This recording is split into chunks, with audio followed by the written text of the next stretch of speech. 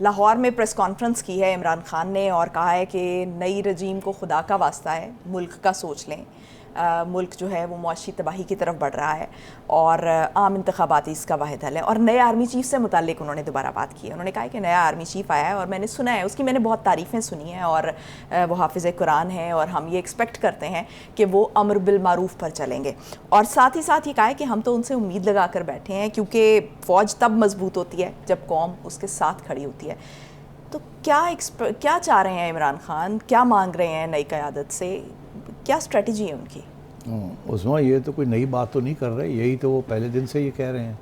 کہ میں اچھا ہوں، اپوزیشن گندی ہے، میں صاف ہوں، وہ ایول ہیں، وہ شیطان ہیں، اور عمل بالمعروف کا تو مطلب ہی ہے کہ آپ میرے ساتھ کھڑے ہوں۔ اس کے ساتھ اس نے عوام کو بھی لگا دیا ہے کہ جی عوام میرے ساتھ ہے، تو یہ اور بھی وجہ ہے کہ آپ میرے ساتھ کھڑے ہوں، تو آپ نیوٹرل کیوں ہوتے ہیں؟ یہ بیانیہ وہی ہے، ایک طرف کہتے ہیں کہ آپ نیوٹرل ہو جائیں، دوسری طرف کہتے ہیں آپ نیوٹرل کیوں ہیں۔ یہ کوئی نئی بات نہیں ہے، دونوں باتیں ساتھ ساتھ چلاتے ہیں۔ جب ان کو سوٹ کرتا ہے تو وہ کہتے ہیں کہ نیوٹرل ہو جائیں، جب انہیں لگتا ہے کہ شاید ان کے خلاف کوئی کارروائی ہونے والی ہے یا ہمدردی گورنمنٹ کے ساتھ ہونے والی ہے یا اس قسم کی بات، تو کہتے ہیں نیوٹرل ہو جائیں۔ ادروائز یہ کہتے ہیں کہ جی آپ نیوٹرل کیوں ہیں، آپ تو میرے ساتھ چلیں، میں ہی اس ملک کو بچانے والا ہوں اور میں ہی نیک اور پاک اور سب کچھ ہوں، اور وہ تو چور ہیں، اور آپ کو نیوٹرل تو چیز ہی کوئی نہیں ہے، جانور ہے۔ تو یہ بیانیہ وہی ہے، کوئی نئی بات نہیں کر رہے۔ البتہ جو نئی بات یہ ہے کہ اب ان کو اس بات کا احساس ہو گیا کہ پوری کوشش انہوں نے کی، اور لوگوں نے بھی بڑی کوشش کی کہ کسی طریقے کے ساتھ general Asim Munir army chief نہ بنے۔ اب یہ کوئی چھپی ہوئی بات نہیں ہے، یہ بات آخری دنوں تک چلتی رہی، 28-29 تک یہ چلتی رہی، اور کسی کو نہیں پتا تھا کہ کیا ہوگا کیا نہیں ہوگا، اور پوری ایک سازش چل رہی تھی جس کے اندر بہت سے لوگ ملوث تھے کہ کسی طریقے کے ساتھ یا باجوہ صاحب کو ایکسٹینشن مل جائے یا یہ کہ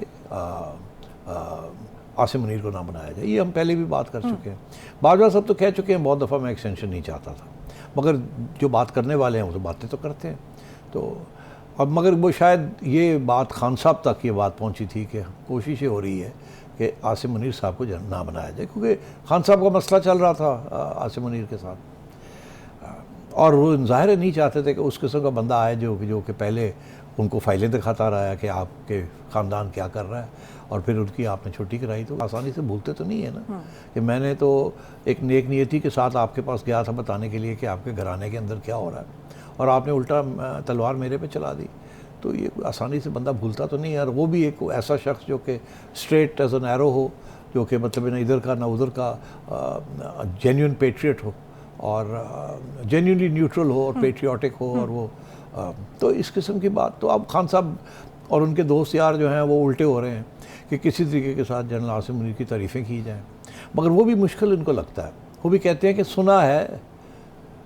کہ جی وہ بڑے نیک اور پاک آدمی ہیں، یہ ہے وہ ہے، اس قسم کی باتیں۔ تو اب بات یہ ہے کہ خان صاحب پریشان تو ہیں، اور البتہ پریشانی کا یہ بھی ایک باعث ہے کہ انہوں نے بہت سی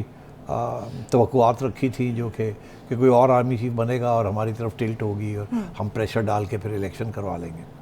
اور اب جو نظر آ رہا ہے کہ وہ وہاں ان کی طرف سے تو کوئی پریشر نہیں ہے۔ اب خان صاحب نے ایک نیا بیانیہ شروع کر دیا ہے، ایک یہ، اور ساتھ ساتھ یہ کہ ڈیفالٹ ہونے جا رہا ہے، ڈیفالٹ ہونے جا رہا ہے، ڈیفالٹ ہونے جا رہا ہے۔ یہ وہی خان صاحب ہیں کہ جب ایکچولی ڈیفالٹ ہونے جا رہا تھا اور آئی ایم ایف نہیں آ رہی تھی، اور فائنلی آئی ایم ایف کے ساتھ اگریمنٹ ہوئی خان صاحب کی حکومت کی، تو خان صاحب نے کر دیا کہ اوکے ٹھیک ہے ہم کرتے ہیں، بیکاز ڈیفالٹ کا خطرہ تھا۔ اور جب فیصلہ ہوا کہ جی اب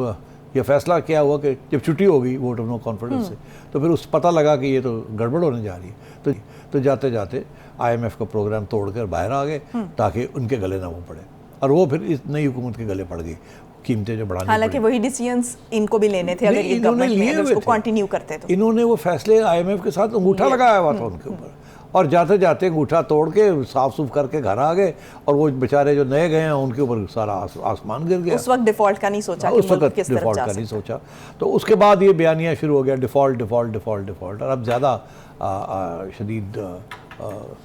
زور پکڑ رہا ہے وہ، اور خان صاحب ہر روز یہی بات کرتے ہیں، اور اب نیا ڈرامہ کر دیا کہ اگر آپ نے الیکشن نہ کروائے تو ڈیفالٹ ہو جائے گا۔ کیوں کہ میں پولیٹیکل اسٹیبلٹی نہیں آنے دوں گا، پولیٹیکل، کیونکہ میں تو کارروائی کروں گا، میں تو احتجاج کروں گا، میں تو یہ کروں گا، میں تو وہ کروں گا، اب میں اسمبلی ڈیزالو کر رہا ہوں، کل کو میں احتجاج ہوگا، کے پی بھی آ جائے گی اور آزاد کشمیر کی گورنمنٹ بھی آ جائے گی اور گلگت بلتستان کی گورنمنٹ بھی آ کے اسلام آباد میں آ کے بیٹھ جائے گی اور احتجاج کریں گے، ہمیں یہ نہیں ملا، ہمیں وہ نہیں ملا. تو پوری طرف سے خان صاحب کی تو پوری کوشش ہے کہ ڈیسٹیبلائز اس حد تک کیا جائے کہ گورنمنٹ تو ظاہر ہے وہ اپنا کام کرتی رہے گی، مگر کہ فوج کے اندر پھر بے چینی ہو جائے کہ یار یہ تو مسئلہ حل نہیں ہو رہا، خان جو ہے ابھی بھی بڑی گڑبڑ کر رہا ہے، اور یہ یقینی طور پہ یہ ڈیسٹیبلائزیشن جو ہے یہ ہمارے گلے پڑ جائے گی، سارے ملک کا نقصان ہو جائے گا، چلو پھر اس کے لیے کچھ کریں، کوئی راستہ نکالیں اس کے لیے. تو وہ اسٹریٹجی فالو کر رہے ہیں کہ یہ انڈر پریشر آ کے جنرل عاصم منیر اور ان کے ساتھی یہ سوچیں کہ یار اب ہم باہر نہیں بیٹھ سکتے، یہ تو جینیونلی سب کولیپس ہونے جا رہا ہے اور خان کو تو کوئی سمجھانے والا نہیں ہے اور خان کے ساتھ کچھ لوگ بھی ہیں، تو پھر یہی ہے کہ کچھ مکا کراتے ہیں تاکہ یا سوچتے ہیں کہ ہم خود آ سکتے ہیں، وہ تو ہو نہیں سکتا، تو پھر یہ ہے کہ اس گورنمنٹ کے اوپر کوئی پریشر ڈالتے ہیں کیونکہ خان تو بات ماننے والا نہیں ہے اور جتنی جلدی الیکشن ہو سکے ہم وہ کروا لیتے ہیں. تو یہ ہے خان صاحب کی اسٹریٹجی. آپ نے پوچھا تو اس سلسلے میں یہ ابھی انہوں نے جسے کہتے ہیں نا کہ سارے جو راستے ہیں ایگزٹ کے یا انٹری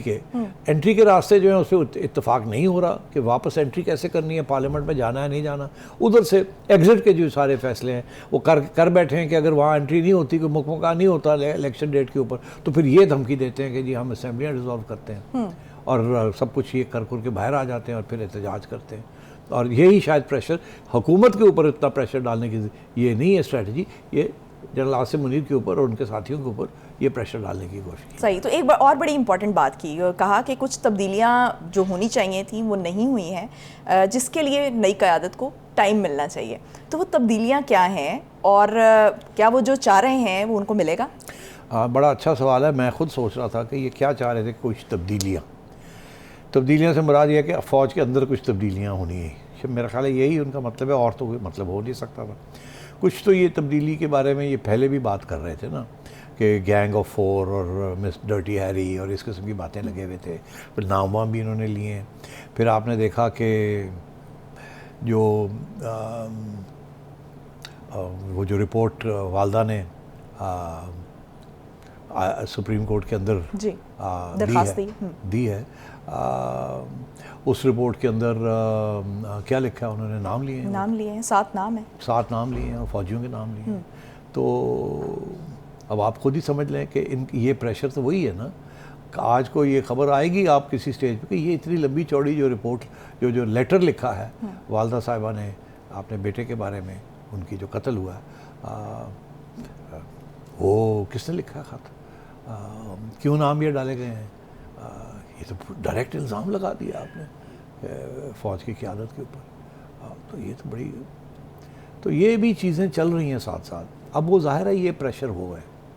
کہ تبدیلی جو ہم توقع کرتے ہیں کہ آپ تبدیلی کریں گے، جن لوگوں کے نام لیے گئے ہیں کہ ان کے خلاف ایکشن لیا جائے گا یا کچھ ہوگا، تو آپ کیوں نہیں وہ کرتے؟ مگر ساتھ یہ بھی کہ ابھی تو بڑی ارلی سٹیجز ہے، گنجائش ہے ابھی، مگر پریشر پوائنٹ بنا لیا ہے کہ یہ پریشر لگانا ہے، اور اسی لیے یہ وہ خط لکھوایا گیا